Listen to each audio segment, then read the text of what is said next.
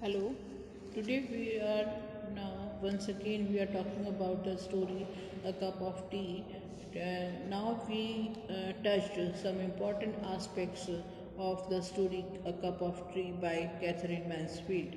The title of the story A Cup of Tea is appropriate as the story almost begins with the beggar's request of the price of a cup of tea.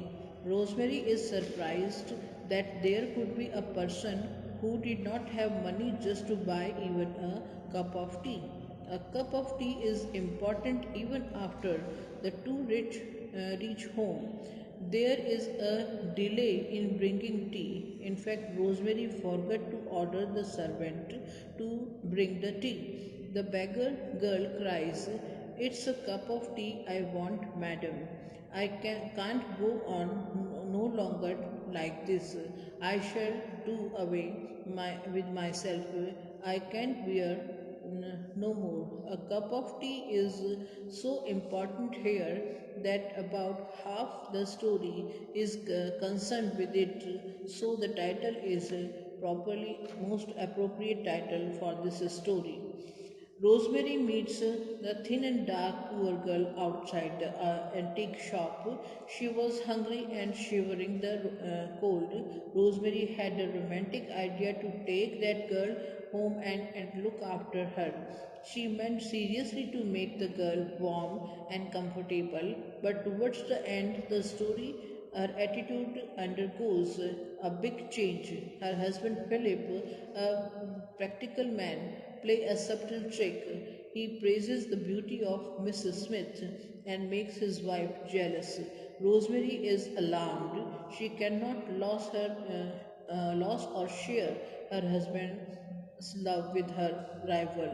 So she dismissed Miss Smith with a small gift.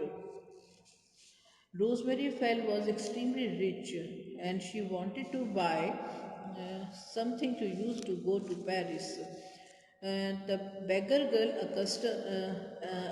accosted Rosemary as she was waiting to cross over her car.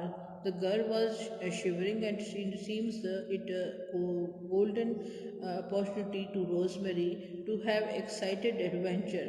She could also tell her friends words boastfully about her new pickup and her own generosity. So she decided to take the girl home for a cup of tea. Mrs. Smith was a battered creature. She was shivering with cold. She was too hungry to stand upright, so could faint any moment. She needed a cup of hot tea to warm up. She dared not sit on the chair. Her head was crushed. She was young, charming, but illiterate. Her speech snowed how illiterate she was. "No, I don't want to. No brandy. I can't go on no longer like this." Philip brings about the abrupt change in Rosemary's plan to keep the girl home. He knows that it was an impractical and much too romantic idea. Also knew the Rosemary would not listen to reason and persuasion. Using force was out of question, so he played a sharp trick. He said that Mrs. Smith was absolutely lovely and he was bowled over to see her. This praise was enough to make Rosemary jealous. She took instant decision to get rid of her rival. She gave her some money and sent her away. The author makes the observation in the context of Rosemary's proposal to take Mrs. Smith home to tea. The girl was hungry and feeling very cold. She hesitated at first to accept Rosemary's offer.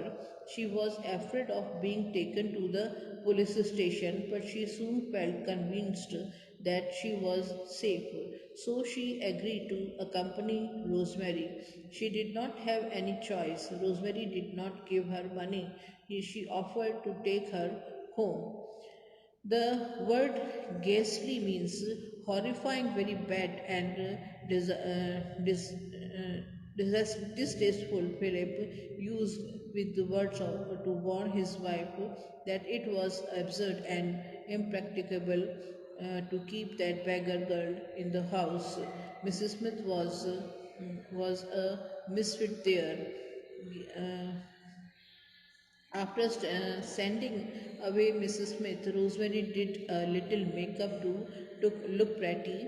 Then she joined Philip in library. She sat down on his knees and touched his cheeks and demanded a kiss. The demand a kiss. She did all that to assure herself that Philip loved her no less.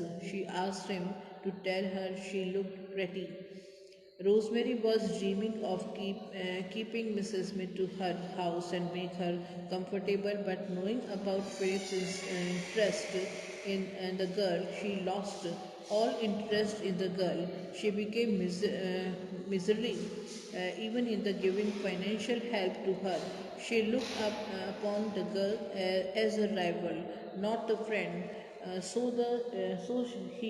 reduced the amount to £3 only, and this shows a change of her character. It was a change for the worse. And now Rosemary was the young wife of Philip. She was exactly beautiful, but she was pretty. She had lots of money to spend on antique things and flowers, etc. But she had a romantic bent of mind. Vanity was one of the weaknesses. She decided to take the beggar girl home in order to boast about it in the circle of her friends. She was impulsive and she looked for some thrill and or excitement. Philip, on the other hand, was very rich and but practical, intelligent, and far-sighted. He was conscious of his class and position. He took no time to tell Rosemary to get rid of Mrs. Smith. He saw that she was foolish, adamant. He was patient and cool-headed. He played a trick without offending his wife to send Mrs. Smith away. Thus, the story ended, and the character of Philip and Rosemary and Mrs. Smith is also described properly in this short story entitled The Cup of Tea. Thank you.